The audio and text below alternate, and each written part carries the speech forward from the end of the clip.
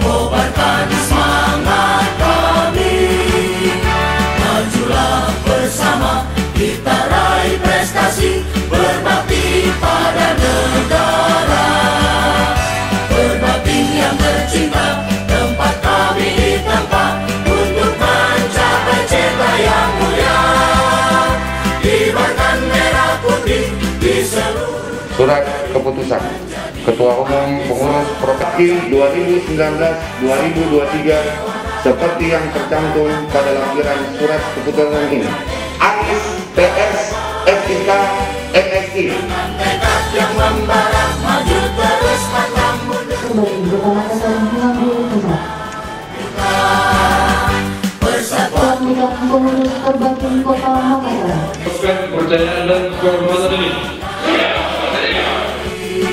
Majulah bersama, kita raih prestasi, berbakti pada negara.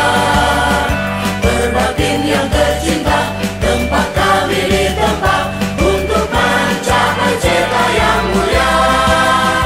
Kibarkan merah putih di seluruh. Proses pembinaan atlet yang dapat kita laksanakan dapat lebih terarah dan lebih baik dibandingkan yang telah dilaksanakan.